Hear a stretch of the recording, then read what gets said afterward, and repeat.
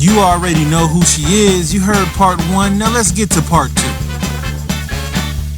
2. Compulsive disorders is when people have an urge to do things that they can't control, especially when it starts to become unhealthy. That's the simplest way that I can form it, can put it into words. Okay. And so let's talk about yours when you first discovered it and how you dealt with it. So I have a disorder called trichotillomania. Trichotillomania is a compulsive disorder that causes people to either pick at their skin or pull out their hair. It's something that I did for a long time, but I didn't know it was actually a disorder. Were you picking at your skin or your hair? Hair. I would pluck out all of my eyebrows, both of them, till I was completely bald. You know how we joke about having snatched edges? Mm-hmm. Snatched eyebrows, gone. I first started doing it when I was around 8 or 9. Somewhere in that 8 range, between like 7 or 9 is when I first did it. It's just one day I just had this urge, and I would do it, and I, in my mind, I wasn't thinking that I was doing it to the point of it being, physically evident of that it was something I was doing, until I would get done and I would have a huge bald patch. Were you conscious that you were doing this? Like, was it a forethought? Yes. That I am about to pluck my eyebrows out. Yes. That was a forethought. Yes. That makes it compulsive. Mm-hmm. If you were doing it, if it was a matter of you doing it and you didn't know that you were doing it, that makes it impulsive. Like an impulsive decision. You don't think about it. Right. You were thinking, mm-hmm. I'm about to do this. Mm-hmm. Okay. And I would get some sort of relief from doing it. So it was it a coping mechanism of some sort? Like, when would you realize that, if you look back at the times when you did it, was there something that happened before, and then later you'd be like, I'm doing this as a result of it? It took years for me to have to go back and log when I could remember doing it, to recognize that it was probably either really emotionally or mentally stressful, something that had just happened. And as a child, you don't know when something is mentally stressing you out, because right. You're a child. You don't know that you might be traumatized. You don't know how to articulate that until you're an adult, when you've mentally learned things. Right. So, there were some heavy things going on around that time within my family, in my immediate household, and around that time is when my grandfather had died too.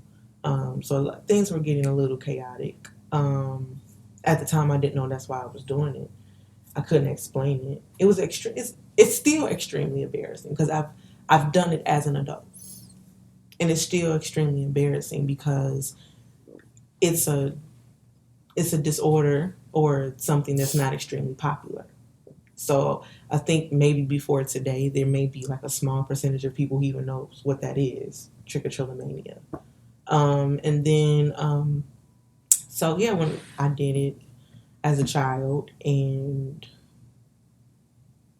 it was to the point where I wouldn't stop until every hair was gone. Now, some people that have the disorder do it in different areas. Some pull out their eyelashes. Some do patches in their head, like in their hair. Some that pick at their skin do it in different areas, like their arm or what have you. Mine just so happened to be my eyebrows. Was it not painful? No. Would you like feel pain afterwards? Tenderness, soreness, but during it, like being able to pluck them out and look and see them pull the hair out was like a weird satisfaction to know where I kept wanting to do it. And I would pick at a certain spot, and if I was picking and I didn't pull a hair out, I would get frustrated. So I kept picking until I finally could see hairs between my finger, and then I would keep going. Were you ever caught doing it in the Yes. act of it? Yes. And how would you respond to that? I would hurry up, put my arms down, put my hands down, pretend like I was doing something else. And I mean, eventually you can't hide it because now you're walking around with no eyebrows. It's not like today where, you know, we've learned from watching YouTube how to draw our eyebrows on so we can trick everybody. I mean, I was only a kid. So people be like, what happened to your eyebrows? I mean, I have pictures of me as a kid with no eyebrows. What would you tell them? Sometimes I wouldn't say nothing. Sometimes they would ask and I would start crying. Well, And I try not to get mad, but sometimes I think like, why did nobody take me to a therapist or a psych? Why did nobody seriously look at me and be like, yo, that's not normal? did your parents fully understand what was going on? No. I had one family member who was truly concerned. She just so, and it's funny how sometimes God works through other people. She had just so happened to be watching like Dateline or 2020 or something like that, and saw the disorder, the hair picking disorder, and she wrote it down on a piece of paper, and she said, I think this is what my little cousin has. And I remember when she came to our house and she told my mom, and that was pretty much it. Never heard about it again. Were your parents, was your mom in denial about it? Like she's giving this and it clearly fits the bill of what her daughter's going through. I'm trying to understand why she didn't, if she didn't take the extra step, why? Like to try to figure it out. That would be a question she would have to answer. What about as an adult? Were you caught as an adult doing it? Not in the act, but the evidence of it was there. So what would you say? I would say I tried to arch my own eyebrows and I messed them up, or because I went and got them threaded or something, she messed them up, so I'm starting all over. I would lie or say something like that, because it's when you're doing it in your mind, you're telling yourself you're only going to do it a little bit and then stop. You're only going to do it a little bit to get the pleasure from it and then stop. But you can't, because it's compulsive. It's an urge that you can't resist. So I would do it and do it and do it. And once I'd be like, okay, I'm going to stop. And I go look in the mirror and they're all gone. When did you stop lying about it? Not until recently. Till maybe 6-7 months ago. Really? Mm-hmm. When was your last episode? It's a good question. 2013. Around the time when I first moved back in the house with my parents. Around that time. Is there any treatment for it? Like, what have you learned about this? Someone that may be going through this now, what have you learned about the disorder and how to best cope and how to best help yourself and how someone else can help themselves? I mean, there's no cure for it. It's kind of going to be one of those things where probably will always deal with it. It's really all in your head. It's all in your head. You have to start paying more attention to yourself. When you're feeling stressed, sometimes you don't. I would say for people who have this disorder, you won't know that you're stressed until you get the urge to start doing it, and that's when you need to stop right then and there and evaluate what's going on with you, what's happening to you where you might be finding it difficult to deal with. What's causing me to want to do this, and it takes some self responsibility because I could be with you and I can live with you, and something can be going on, but mentally or emotionally, I may not know this is really stressful on me until I get the urge to do it. So you may see me doing it and you can stop me, but if you don't know the cause of it, you're not going to be of any help. So it's really one of those things where our biggest help is ourselves. We have to pay more attention to ourselves. We have to reevaluate. We have to learn other coping mechanisms. That's a really big thing.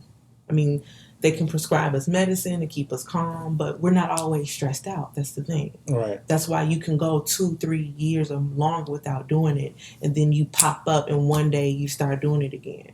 So medication doesn't really help either because unless you have it excessively where you do it all the time, if you're a person that doesn't have to do it all the time, medication is not really going to help because it's going to be more so about pinpointing what's triggering you wanting to do it. Did you tell your friends? I did. That was really hard. How did they respond? They were extremely supportive. Yeah. I have amazing friends.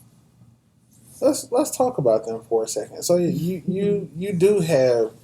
have an incredibly supportive group of friends, and they are awesome. When did you first realize that you could trust them and that they had your back? And I want to put it out there that, I have lots of friends, but I think to be clear of who you're referring to is Lauren and Tiffany and Marilee and Linda and China and Sade. That specific group of friends is who we're talking about. I met all of them on Twitter, every last one of them, from between about 2011 to 2012. And it's kind of like, I can't really say like when the start of it was. It kind of was just like, Linda was the first person I met. Me and her met, and Anthony, a lot of people may not know him, which you should. I can talk about him at another time. But I met Linda and Anthony, and then I met the other girls later. So there was a part of getting a chance to kind of know them each individually, and somehow we all just sort of came together. And we're all very different in many ways. People may look at us as a whole and try to say like we're all just alike, but we all have very different personalities. We all bring something completely different to the circle. But I want to say we really became close in like 2012. We all individually went through some very heavy things, of course, that I'm not going to talk about, but right. And most of the things never made it to Twitter, never will make it to Twitter. But 2012 was one of the most beautiful and one of the most tumultuous years for all of us on an individual level. And I think that maybe a part of that brought us all together because we've all sat and watched everybody cry. There has not been one person in this group of friends who didn't have their day where we had to hold them, hug them, let them cry. So I think that's what brought us together, just that womanhood. You know, people say women can't be friends. That's an absolute lie. That sisterhood, just seeing the growth in everybody, seeing, man, that year was tough. And now we're here. We're all still friends. And it's genuine friendship. I can say that without a shadow of a doubt. It's genuine friendship. and I wouldn't. They're stuck with me for life. I wouldn't change them for wherever. Twitter blew up today and disappeared. We would all still be friends. Shout out to them. Shout out to them. We're gonna round it out. Couple lighthearted things. We got into a couple heavy things. Where do people get you fucked up? That's gonna be my new question I'm asking everyone because shout out to Jers. I heard it on this podcast. People get you fucked up. Where do people get you fucked up? Ooh, that's a good question. Where do people get me fucked up? Can we get back to that one? Nope, because there's only a couple of them left. Pick one.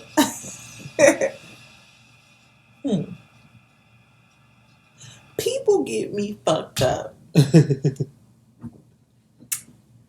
when they think I'm not clever or smart enough to see that they're trying to insult my intelligence or shade me. Okay.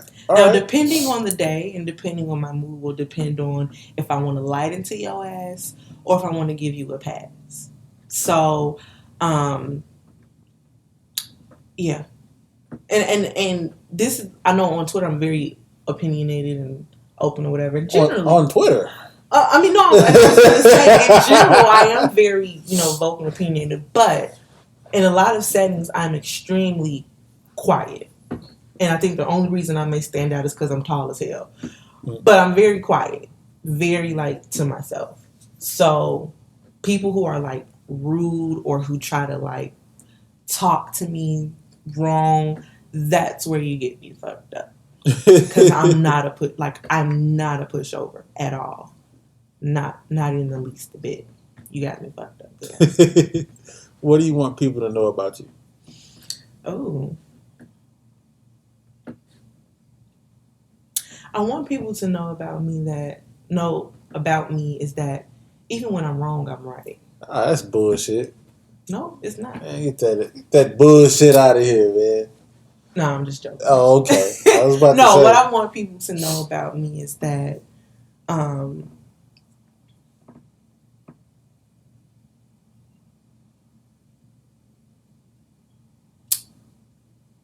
I'm not below or above anybody. I'm right there next to you. I'm right with you. And what I mean by that is I've had complete strangers on many different platforms, but especially Twitter. I've had complete strangers confiding in me about very deep things. And at first, I thought it was weird because I was like, you don't know me from a bump on a log.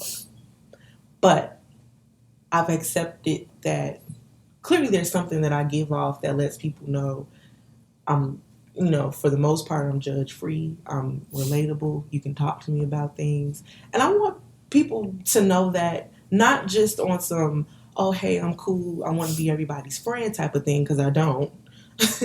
But I just want people to know I don't know how many people are going to listen to this. I don't know how many people are going to go to my website or read my blog. I don't know how many people actually pay attention to my tweets. But I just want, people to know I'm a stranger. I don't know you. But if you need anybody to talk to or if you need anybody to understand, I know that I'm one of those people, because I just think that the way I see life and the way that I see the world is just very I don't have just a one-sided view of things. I can see things from many different perspectives, and just, I'm not above you or below you. I'm right next to you. It's silence because I'm smiling right now. I'm being mad unprofessional right now. I'm smiling because that's why I love you. Thank you. I love you too. That's why I love you. Did I miss anything? Is there anything you want to plug? Anything else we might have missed? We talked about a little bit about my website. Yeah, we did. Yeah. So just, I guess, be looking out for that. You're going to be seeing Herbivore Journal on your timeline. Everywhere. So if you want to fire up the mutes and blocks, you better do it now. I do want to plug somebody else. His name is Anthony. Anthony is a really good friend of mine that I also met on Twitter back in 2011. We hit it off. I've watched this young man start off with just him, his camera, and YouTube. And he has now progressed to having a movement that has touched people across the country. And he's a young black man from the west side of Chicago, born and raised like me. His movement is called Think Before You Shoot. And he promotes just trying to find ways that we can reduce the violence in our neighborhood. I mean, it gets joked about and talked about a lot when it comes to Chicago because it is a serious problem.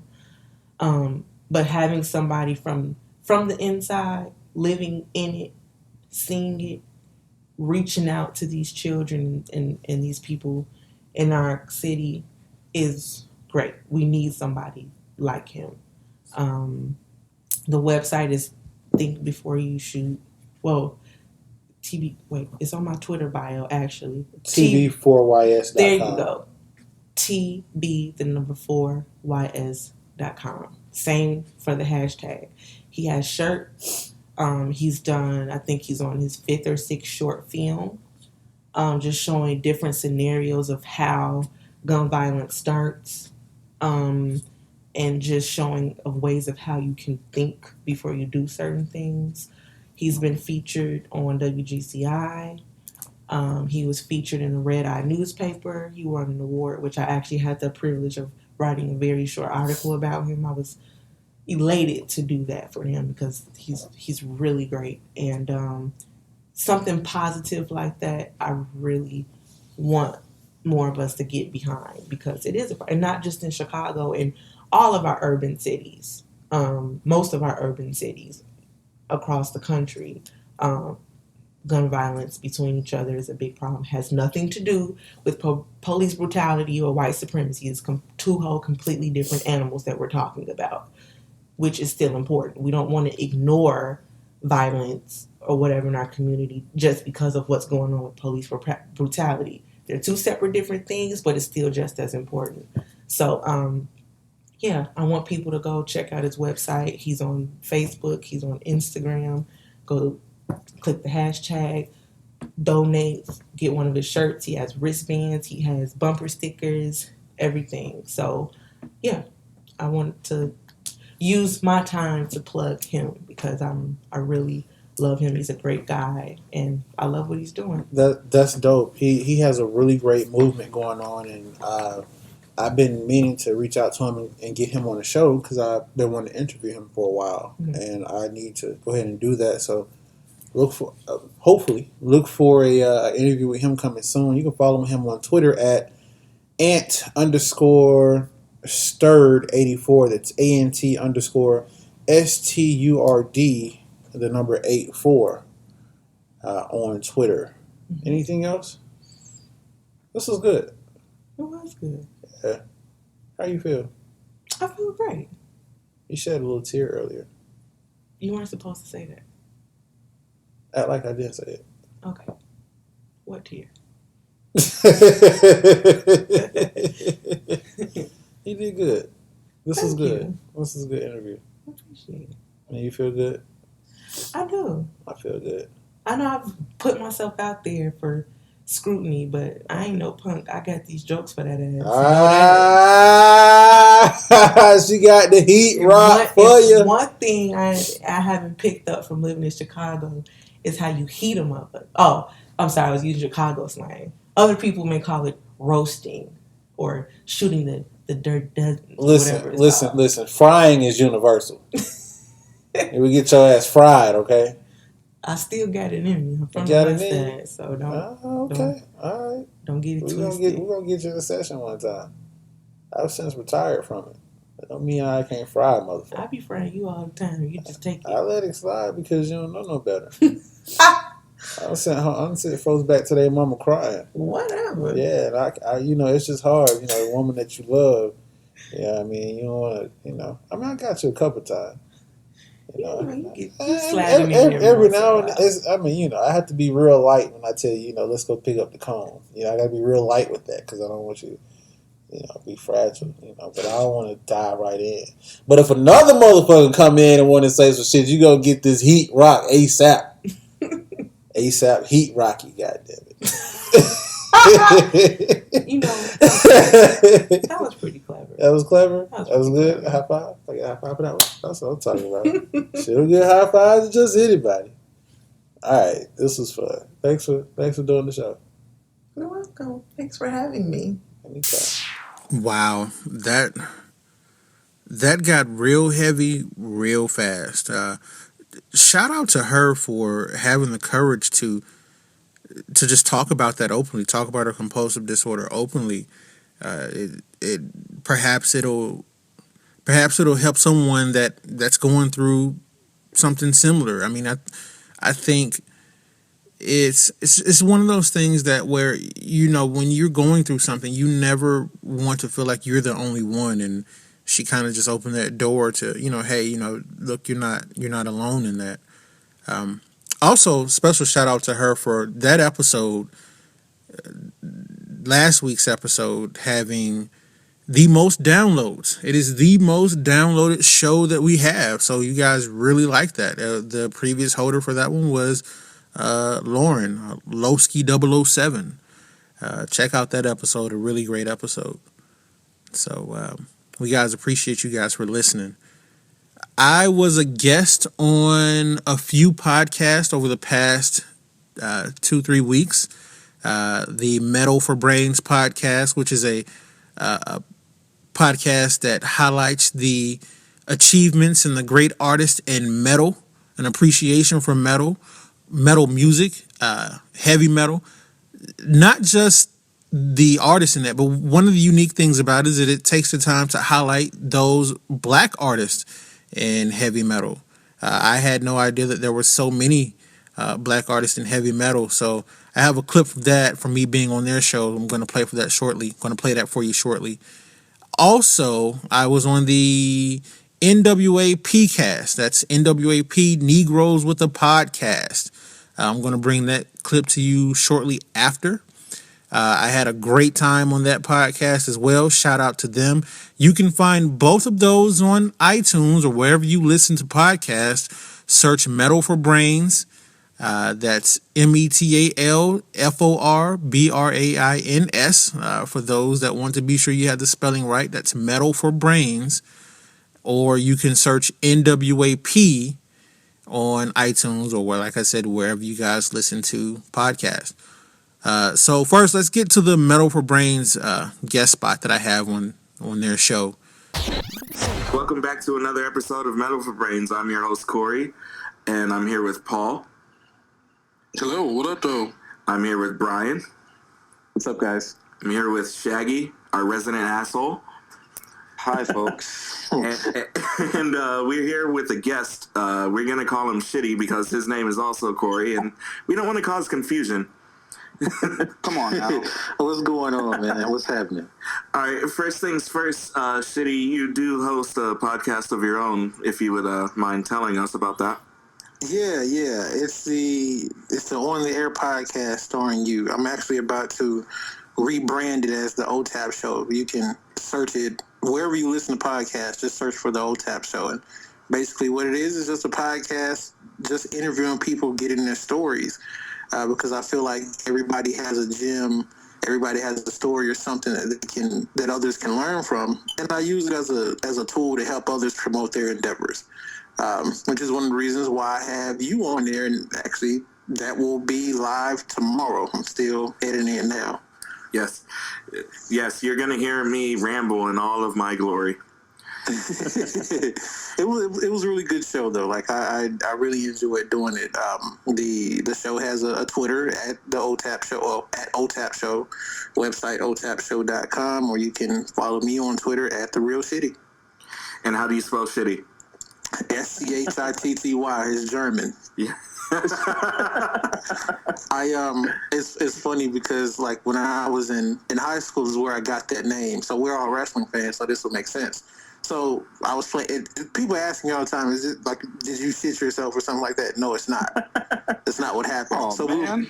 we were playing basketball, and I've always been the tallest one out there, and so I was playing really quote unquote shitty. So like, Wait, how tall are you? 6'3". Just to make Shaggy feel insignificant. My dick's still bigger, asshole. Oh, boy. So anyway, I was playing shitty, right? And so we were heavy into NWO, so Big Sexy Kevin Nash. So they started calling me Big City, and I was like, "Whoa!" I actually kind of like that. So I was like, "Well, how can I say this in school and not get in trouble?" So I threw the C in there and told people it meant it was German for power. Was what I would tell people. Well, man, that is the fleeciest shit I've ever heard. And the fact that folk actually believe that shit, I'm like, this motherfucker's not fooling me. When they would give me the side eye, I referenced two people. I referenced Charles Schultz and Marty Schottenheimer. And that's how because they had Marty Schottenheimer. Like I had the whole story lined up, and it was just like, I was like, you can go look it up. You tell people you can look it up. Somehow that validates everything you just said. Oh yeah, they don't always actually go do it. True. Exactly. Yo, and that's and he followed up the lie with facts. You, my friend, can have a fucking run in politics. So yeah, I want to. I like to do every now and then these roundtable discussions. So where there's a group of people, it's sort of different than when I'm interviewing one-on-one, where we just take a group of different people and throw out different topics and talk about them. And I would like to have you guys on there also, the entire cast. True. We're just gonna turn your show into like another weekly Metal for Brains. It's just it's just gonna be like OTAP's just going to turn in Metal for Brains too. And that's okay because it helps promote your show. And no, I mean permanently. Oh. You ain't lying. Well, yeah, we don't want to do that too much. We'll pay you in gum. Only if it's bazooka. That's a man's gum. Bazooka or Big League Chew. That's a real man's gum. You, my friend, have just earned a friend. All right, so into the show. I wanted to talk about something that I had this thought about how, like, according to Christianity, Satan was the angel of music, and he started singing the praises of things other than God himself, and he was banished from the heavens forever and ever.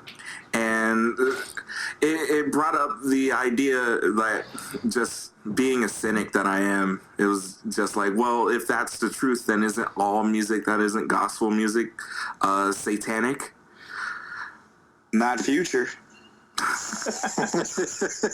Overall, I guess in like full disclosure, I was raised Catholic, and I guess I'm a practicing Catholic now. That's why I wanted you on the show when we talked about this. I think when people talk about like religion, or even in like Christianity in general, people focus way too much on faith and not enough on doubt and cynicism and questioning your faith, which is really a big part of Christianity or even Catholicism, especially like questioning your faith. All the prophets, all the saints, they've all questioned their faith, and they've all gone through extreme moments of years, sometimes of doubt. I think that it's strange because that it happens with every single like new genre of music. They always get labeled as Satanist. It happened with blues. It happened with jazz. It happened with rock music. It happened with hip hop. right. Right. It happens with every single new subgenre of hip hop. Like, people think death grips are satanic. Because it's an attempt to control. Yeah. It's an attempt to control. Like, it's something that, one, I think we all know people fear what they don't understand, right? So it's something that's coming out, and it's either it's kind of narcissistic. Like, we didn't give you permission to go out and change. Like, for instance, if someone covers a song, and like if I come out with a new musical genre and I cover one of your favorite songs in that, all right, then you get upset because I did that. You don't understand the type of music that it is. I haven't taken away from your music. So you might throw out something like, well, hey, this is satanic or this is that, because really you're trying to control it and you're trying to cap me into whatever box that you want me to be in. So I think that's where a lot of that comes from. Yeah, and but I think that metal hasn't broken out of that image though. Like a lot of the other genres have, because it's had plenty. Yeah, it's had plenty of time. Like, it's been 30 years since metal became a different genre other than just heavy rock music. But it's because metal artists embraced it, and it's also half because like metal artists are a bunch of trolls. Partially. I think it depends on what you're hip to. Yeah, it does. It depends on what you're hip to, and depends on how you interpret the music. Like, for a lot of people, like for a lot of like evangelicals and Christians, when they heard War Pigs by Black Sabbath, they heard like a satanic song. But for me, I heard a pro-Christian song.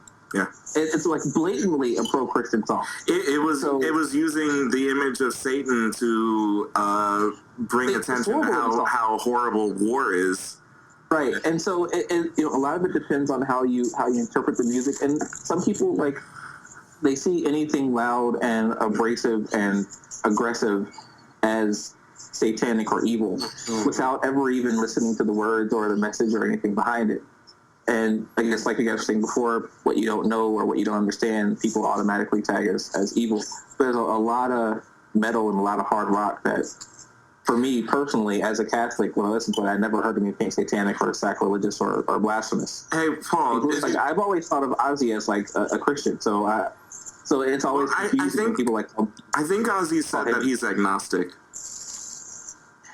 Yeah, I understand agnosticism. I kind of think that agnosticism is sometimes like a lazy version of Christianity. Like, it's like leaving. Not strictly by definition. Like I'm an agnostic atheist. Agnostic. I don't even. What does that even like? I think. Well, agnostic means you are not, because Gnosticism is to know. Agnosticism, you don't claim knowing yes or no. So I'm an agnostic atheist, so I don't believe in God, but I don't claim to know whether it exists or doesn't either. I just don't believe in it, and I don't claim to know.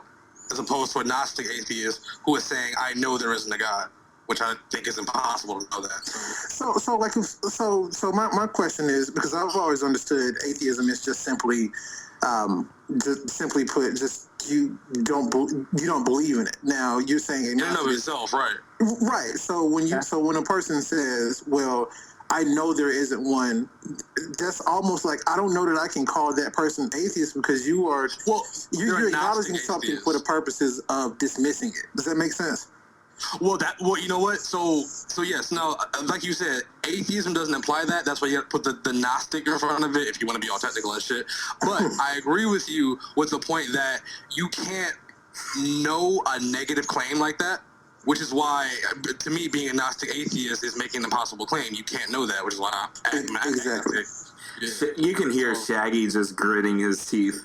Corey Shitty wanted to ask us a few questions and give us a few bands, because he said that, well, I'll let him introduce it. All right, so I was looking up different metal bands last night. So I went on iTunes and I just typed in metal. And there's a few of these bands on here that I kind of question whether they would be considered metal or not. So I'm going to go across a few of them. Some of them I definitely would consider it, but these other ones, maybe it's just me, right? So the first one, Led Zeppelin. No, definitely not. Not metal. They influence metal bands, but they influence John Bonham. John Bonham, I can't think of another drummer who's had a bigger influence on hard rock and metal. I feel like there's a lot of 70s bands who like influenced metal and therefore became like metal by sort of association. Yeah, by association. Metal by association. Because I grew up thinking that they were metal, man. Next one, Guns N' Roses. No. Same for Zambia, same area as up. Same. Yeah. Yeah, hard rock. Glam metal, yeah, glam rock. Like, you know what? Like Guns N' Roses gets a lot of credit for not being a glam metal band, but they totally a glam metal band. They were glam. See, I also called that y'all. Which, by the way, glam metal is a rock genre. It's not a metal So genre. it's kind of I call it like hair metal too, man. Like I just. Well, Pantera and Metallica are can arguably be hair metal. Next band. All right, Avenged Sevenfold. Oh, fuck that. No. Okay. Avenged Sevenfold is metal, and they're also terrible. horrendous. Because we gotta call them as we see them, just to put our biases aside.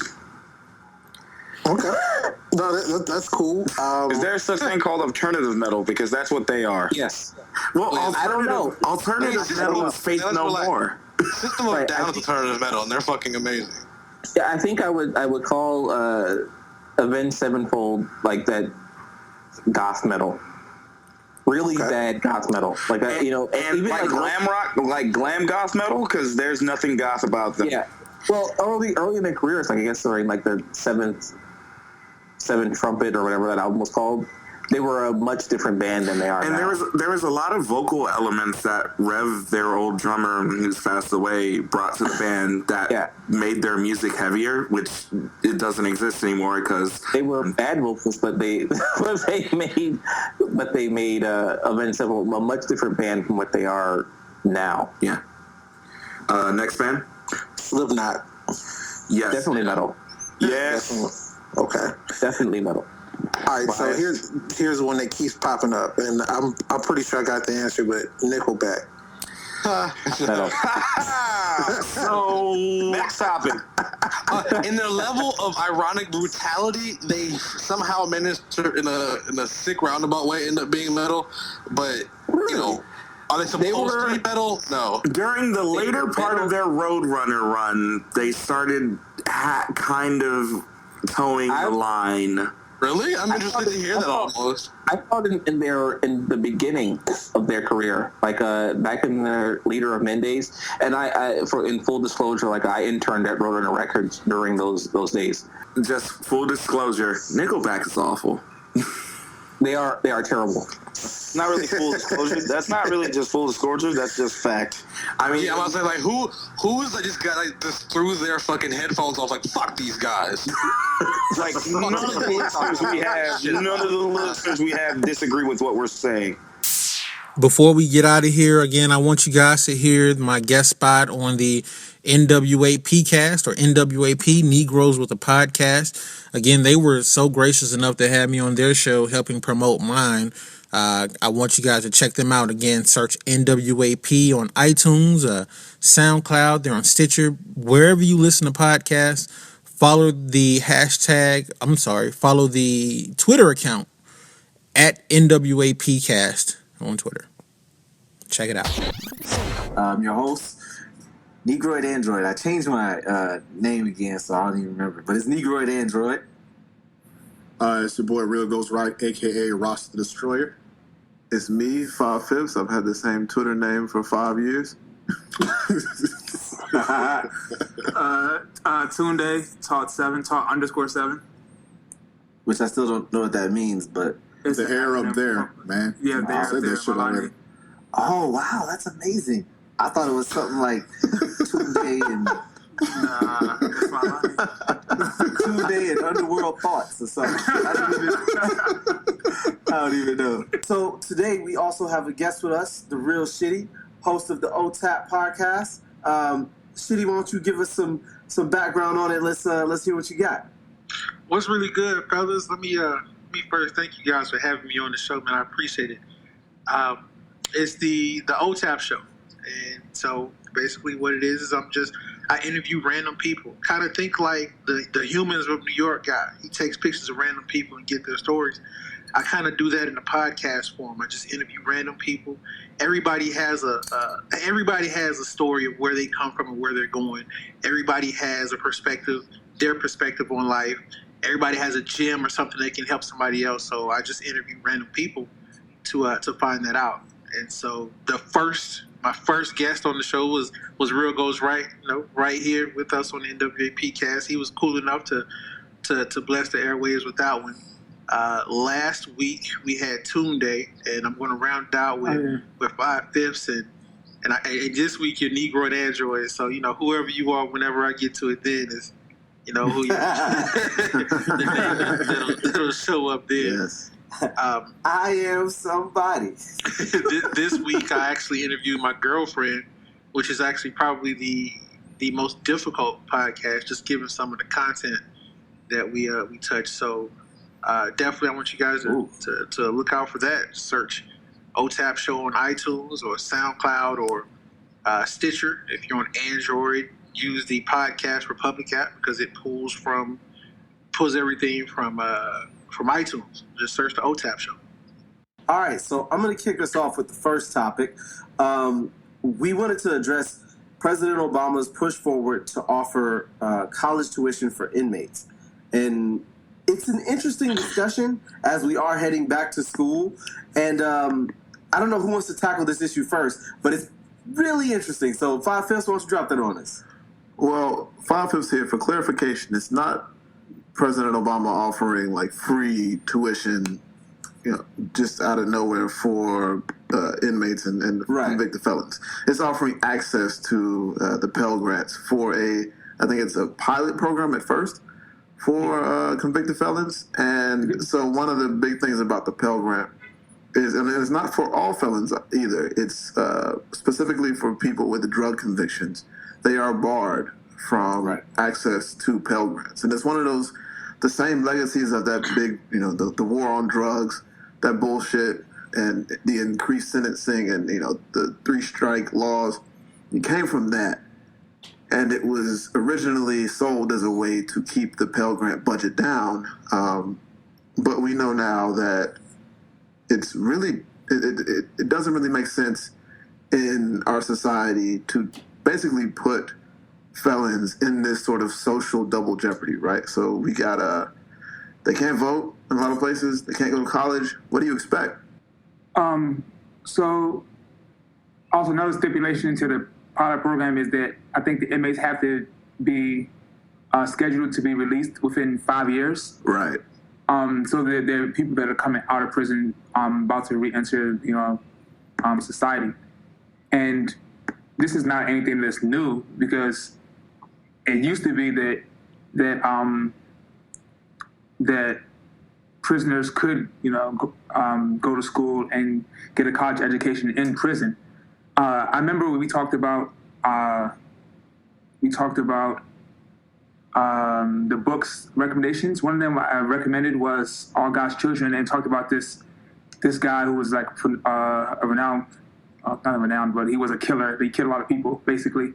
And he talked about like his whole family history. And his dad actually was in jail for I think like 30-something years, and he got his college degree in prison and was I think Beta Kappa Chi, which is like the science honor society. And then he got out of jail and he killed some more people, but still, that's besides the point. So it's not anything that's new for prisoners to get the education in prison. Free education. I mean, I think the most you can get on a Pell Grant is like $5,700, which would probably cover 1/20th of what college costs right now. Like college prices are asinine, and the Pell Grant. We have to imagine that a lot of those costs are going to be cut in half, or even more than that, while you're in prison because you're not paying all those other costs as well. Well, I mean, the maximum amount you can get for a Pell Grant is $5,000. They're not going to give you $5,000 off rip. They have like a series of checks and balances to sort of determine how much money you're going to get. So you can get anywhere from $586, I think it is, to about $5,700 or something like that. So I mean, it's not a layup. You know what I'm saying? Like they're not just going to be like, oh, okay, well, you're a convicted felon and Obama passed this measure, so here's $5,000. Like it's not going to work like that. When I saw this topic originally, when 5/5 brought it up on Twitter, my first question was, what good is a college degree, or what good is helping a convicted felon get a college degree if they're still going to be ostracized once they receive the degree, because they're still going to have to check yes in the have you ever been charged or convicted of a crime. But then somebody actually hit me up and said that there was a resolution that somebody was trying to pass. I'm not necessarily sure what the exact details are, so I don't want to go too deep into it, regarding something called Ban the Box or something to that effect, where people who had been to jail or had been arrested or charged with something actually wouldn't have to answer this question. So if actually they do have to answer it, they just have to check it on the application, but it's fair game in the interview. When I initially heard about it and read about it, I had mixed feelings on it. But I think what it boiled down to for me was it's one of those things, I don't see where it can hurt. Yeah, I mean, there's going to be pros and cons, on either side of the coin. But I think in terms of, like what was just said, setting a good precedent, for the greater good, I think it's a good thing. My only issue is, I don't want there to be, if there are certain rules and qualifications that I have to go through to qualify for the Pell Grant, I don't want that. I don't want a prisoner to be under. I don't want it to be looked at as they're a victim of circumstance, and so now the rules or whatever can be amended because of that. I don't want that to happen, but I guess that would be the lesser of several evils, but I'm for it. I'm for it because like I said, it can't. It's one of those things that it can't hurt. The black police director, apparently he's made the statement that all lives matter in the wake of police shooting of a white cop in Memphis, and this is Negro and Android. I would like to say that no matter what, all right, and this is my personal opinion. I don't know if everybody agrees. Unequivocally, whenever anyone says all lives matter, it is a deflection. It is trying to eliminate the power of Black Lives Matter. And I know that people, everyone has a rationale, but it just doesn't make sense when somebody says all lives matter and they say, I'm not trying to take away from Black Lives Matter. It's like that was the entire purpose of this new slogan, that all lives matter, to make it something where it's a level playing field. It's not a level playing field. Black people are being killed at a much higher rate than anybody else in this country by the police, period. Tunde. All lives matter because they're going to catch this guy who killed the cop, right? And he's going to go to jail probably for the rest of his life. And that's going to be that. So, he's not going to get out in 27 hours. Yeah. So on the other side, when cops kill, citizens, they get paid leave, and then they get no charges brought against them. So that's why GoFundMe's. Yeah. So that's why it's not all lives matter. It's Black Lives Matter, and I think they put him up there to say that, thinking that because he's black, that people is gonna. I know white people is gonna eat that shit up. By the way, but so this is the Negro and Android. Can I just say, I feel like the dude whoever shot the police officer, I think he kind of just weighed the risks. The reality, he had weed in the car, obviously, right? He had drugs in the car, but the nigga had warrants and he also had a loaded gun. I honestly do not believe that there was a way that the cop would have ran that plate, would have found out who he was, and probably would have came back to the car with his gun drawn.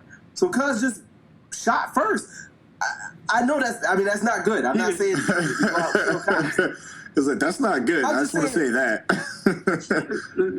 I'm not saying that, but I'm saying Sandra Bland was smoking cigarettes legally, right? She got taken out of her car. Sam Du Bois, he didn't even get his car to start really and got shot in the head. Like we're now in this climate where it's basically every interaction, literally almost. Okay, so not literally. Almost every interaction that you have with the police can be a life or death situation. And I think that is a very dangerous place to be because you are going to have some proactive people. If I got warrants and I got weed and I got a gun, I might as well shoot this cop because he's going to shoot me when he comes back after checking my license. I'm not saying that's fair. I'm not saying that's right. I'm saying there are some people that are going to do it, and this is I'm proof. glad you made that stipulation because I'm not... niggas on the podcast is not advocating shooting police officers in the head. I said what I said. I said that there are people that are going to do it. I am not saying it is right. We just see that there are people going to do it. There's proof right now. I'm going to replace I just did it. all of your audio with the chorus of Bugatti. All right, so I'm going to go. Shitty, you go first, and then we're going to go to real quick. It's interesting that you mentioned that because I noticed something that I do now. And it kind of pissed me off when I really thought about it, but just given some of the things that's going on with police brutality and just the treatment of us, I kind of like, when I drive home, like at night, I try to drive where I feel like there's going to be people that could have a video camera in case something goes down. Like, for instance, by my house on my way to work, when I'm coming home at night, if it's night, I know like shortcuts to get me home, and they're like super dark streets. But it not taking them. Can't do it. It could be just that one night a cop just pull off over there, pull me over for whatever reason. For whatever reason. He don't need a reason. Right. He don't need a reason. And that's that. Somebody tweeted that. Cops have been, and it's been what we've seen as we examine this more closely. Cops are pulling people over illegally and then arresting you for resisting arrest from an illegal pullover. It's like, that's what happened with Walter Scott. That's what happened with Sandra Bland. Like, that was an illegal, you illegally pulled me over, and now you're saying I'm resisting arrest. You shouldn't have pulled me over in the first place. Exactly. I was in, about a week ago, I was in Lyle, where Sandra Bland was. I was in the car with my girl, same situation. The cop, he was riding me on the, we were in the fast lane. He was riding on me, and I was like, fuck. Now, the thing was this, like I was telling my friend, like he's a white dude, and we were having this conversation about how he feels when a cop pulls up behind him versus how I feel when a cop pulls up behind me. And I said, when a cop pulls up behind you, how do you feel protected, or do you feel like some shit's about to go down, or do you feel like you're under attack? He was like, oh, I feel protected. I was like, no black person feels that way. If a cop pulls up, and that's crazy. Exactly. If a cop pulls up behind me, I'm going the speed limit. I got all my licenses in check. I got my registration, my insurance. I still feel like it could be some shit, and I'm still nervous as fuck. Same situation. Dude put up behind me. I moved over to the LA. Luckily, did nothing happen. But for that, minute or so, I was shit bricks. And what you experience in that minute or so, my nigga, that's called trauma. And that's what we're dealing with. Well, no, this is traumatic. Those, like, you talk about a microaggression. Think about if, like, maybe you did smoke a little weed. Maybe you were a little buzzed. And I'm not saying you should do those things, but I'm saying, you should. Like, in order to, not in drive. I'm just saying, in order, right? I'm just saying, like, if you're black and you get pulled over by the police, you have to be perfect. You have to be perfect. In the way that it's written, its phraseology, is a pro-black statement. And what you're seeing when someone says all lives matter, that is an anti-black statement. Exactly. And I think racism is a big problem. Racism is a big problem in America, but anti-blackness is also a big problem. And I'm gonna take it a step further. Motherfuckers are so anti-black that we have to talk about Cecil the goddamn lion and all lions matter. Yes. And can I do something? This is the Negroid Android. Can we just do a reimagining of what if if we took the rhetoric of the lions and put it with black people? Like, because I saw that on Twitter when niggas was like, what about lion on lion? Lion on lion crime? I mean, look, the lion community is very dysfunctional. I mean, lions are out there murdering animals every damn day. And you saw what Scar they murder their own. You seen Scar? You saw Scar, right? You see, actually, and you know how Don Lemon had that picture with nigger? I actually have a big poster in my living room of Scar holding Mufasa over that cliff, and it says, "Does this offend you?" I'm telling you, like, that shit is just like, I hate the way niggas have been talking about this, and I love the way that people got on it and was like, you know, they got a history of killing themselves. You saw, maybe it's his uncle. Maybe it was his uncle who killed him. Maybe it wasn't this white man. Lion uncles have been known to kill other uncles. You know what I'm saying? Maybe he was partnering up with some hyenas. They got some bad dope. And who knows? I'm gonna drop some knowledge on y'all real quick. First of all, Scar was a dope dealer. Also, obviously. Also, Simba and Nala had to have been half siblings. Bro, I've been saying this. Right, they had to be related. No, they had to be brother and sister because the leader of the pride doesn't accept other kids to even be alive in the pride. So lions not only are they violent, they're incestuous. Exactly. Continue, my brother. Lions are trash, yo, basically. No, they need to be civilized. Let us also not. I just want to point out that Be Prepared was probably. I mean, because Be Prepared, if we be honest, Be Prepared was a rap song. Like, God blessing all the trap niggas. And I snuck in.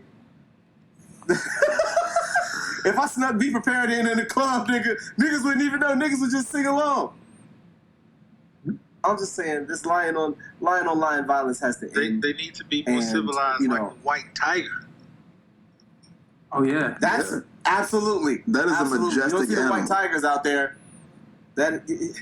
He's the right kind of guy. He's a white tiger. He's a real locker room presence. Oh man, y'all are crazy. Right, where are these lions' fathers?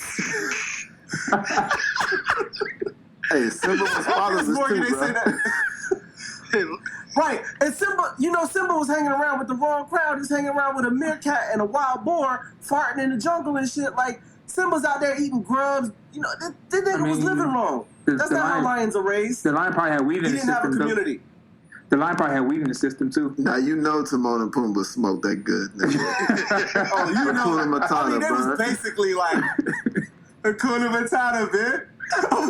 I'm gonna take it from one jungle in Africa to another jungle in Philly, and we're gonna talk about this Drake Meek Mill beef that has escalated from taking a singing nigga, as he is self-proclaimed, to dropping, I guess, the best diss track of 2015. That was a question. I don't know. 5 Fifths. I mean, that's not a very stiff competition. Who else would have diss track? My next blog post, yo. If y'all don't tweet it, yo. Oh man, it's beef. It's beef. I'm letting y'all niggas know. Every episode after this, y'all need to mention the OTAP show. Oh, it's going down. Real goes right. Mike got a ghostwriter, bro. Yeah, Mike. Real goes right. You're not that far. Hey, you gotta look up that Twitter handle, Real Ghost Right. I'm glad y'all think this shit is funny. Real Ghost Right. I'm glad y'all think that shit is funny. Because you don't live that far from me, Van. You don't live that far from me, 5 Fifths. And I'll be in New York in 2 weeks. I'll be in New York next week, Negroid Android. So don't get cute. Real talk. I found it 7 Scribes. I was the one who came up with that. I think it's because Drake is maybe the first post-rap rapper. Like, he's done so much stuff. Oh, no. What is that? Explain that. That's not even a real term. Well, if you let me, I'm actually explaining it right now. I think he's done so much stuff already that is, like, completely against what we would think is okay for a rapper. He's already been through the fire. There's nothing more you can insult him with now.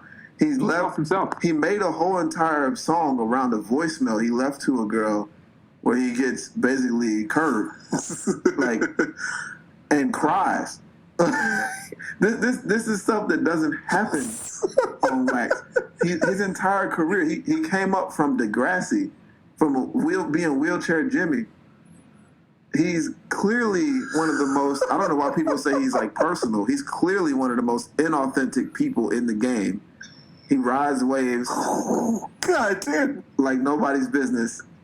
And he just, he's basically like the inverse of what you would expect from a good rapper. He's charismatic, but everything else, he doesn't have any sort of authenticity or rap. He don't have anybody vouching for him in the streets. He's making up shit from a city that nobody really knows about. Toronto, I mean, the Six? Niggas, I thought it's from Houston. Niggas assume that, or Memphis. We used to be. Like, why would I want to be? That's funny. Why would I want to? Why would I? That's funny that he said that. That's funny that he said that. Based off of this description. No, it's funny that he said that because I've been saying for years that Drake pretty much jacked all of Houston's steez and just rode the wave, and nobody said anything. So I'm actually agreeing with Five Fists on that point that I guess the reason why it doesn't matter that Drake doesn't write his own shit is because that nigga is a chameleon. Like, that nigga just steals flows and swag from everybody and nobody really gives a shit. He's really the game.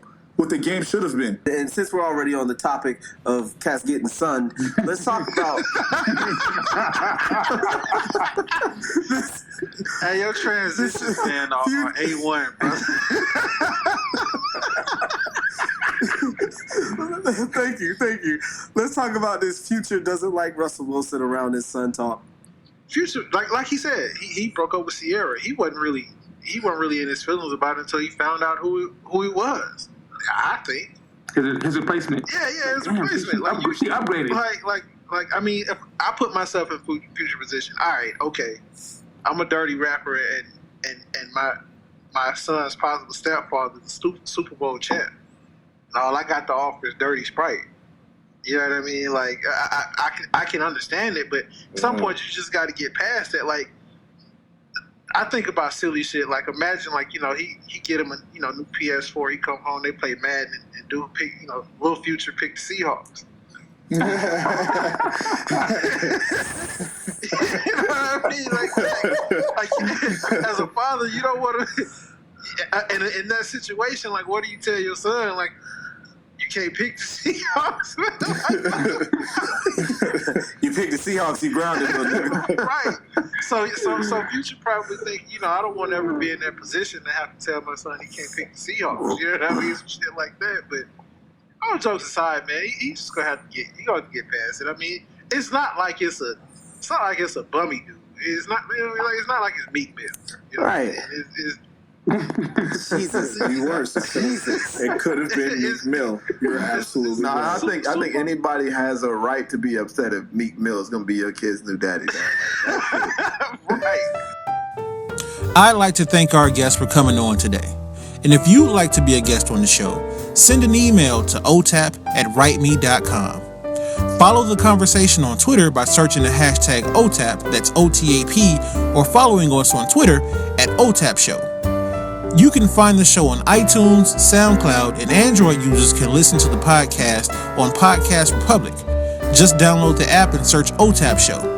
On behalf of our guest, I'm your host, Corey, and I'll see you back here next week on the Air Podcast, starring you.